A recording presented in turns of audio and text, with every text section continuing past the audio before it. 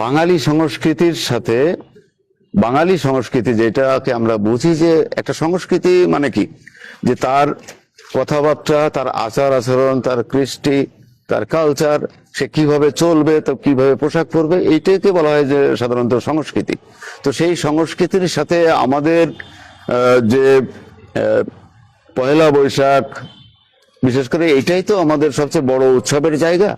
সেই উৎসবে যে সমস্ত অনুষঙ্গগুলো থাকে সেগুলো আমাদের বাঙালি সংস্কৃতির সাথে যায় কিনা, এবং যদি না যায় তাহলে কেন যায়। আর দুইটা বিষয়, একটা হচ্ছে যে আমাদের সংস্কৃতি, আর একটা হচ্ছে যে আগামী নির্বাচন, সাধারণ নির্বাচন এবং গণভোট। এই বিষয়ে আপনার মতামতটা কি একটু আমাদেরকে বলবেন? ধন্যবাদ সঞ্চালককে। প্রথমেই আরেকবার ধন্যবাদ দিতে চাই সুবর্ণভূমিকে, যারা এই ফ্যাসিবাদী স্বৈরাচার শাসন আমলে এই সুবর্ণভূমিকে বন্ধ করে দেওয়া হয় অবৈধভাবে। তো আবারও জুলাই গণ অভ্যুত্থানের পরে তারা কাজ করছে, খুব ভালো লাগছে আমার। তো আজকের বিষয়টা আসলে খুবই গুরুত্বপূর্ণ হওয়ার মূল কারণ হচ্ছে যে বিষয়টা সংস্কৃতি, এবং এখানে যাদেরকে অতিথি হিসেবে নিয়ে আসা হয়েছে তাদের তরুণদেরকে নিয়ে আসা হয়েছে। তো সংস্কৃতি এবং রাজনীতি একে অপরের পরিপূরক। সংস্কৃতি ছাড়া যেমন রাজনীতি অচল, বা রাজনীতি ছাড়াও সংস্কৃতি অচল।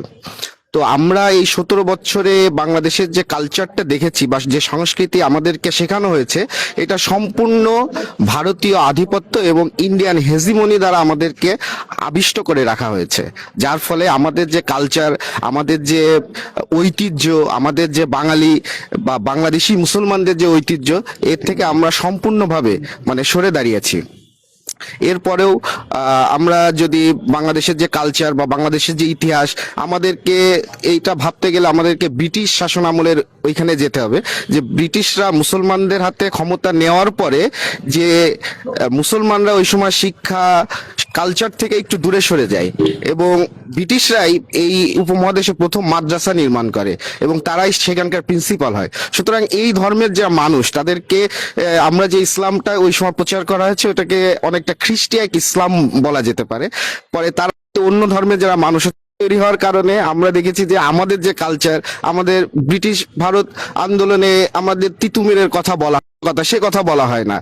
তারপরে ব্রিটিশ শাসন আমলে আমরা জানি যে বড়লাটকে হত্যা করে ব্যর্থ হওয়ার জন্য ক্ষুদিরামকে ফাঁসি দেওয়া হয়। ক্ষুদিরামকে নিয়ে সাংস্কৃতিকভাবে অনেক কিছু হয়েছে, কিন্তু আমাদের এই ইতিহাস জানানো হয়নি যে ব্রিটিশ বিরোধী আন্দোলনে বড়লাটকে প্রথম যে হত্যা করতে সফল হয় এবং তাদের পরে সে ব্যক্তিটা মারা যায়, তাদের ফাঁসি হয়, শের আলী আফ্রিদি। তার ইতিহাসের কথা আমাদের কালচারে শেখানো হয়নি।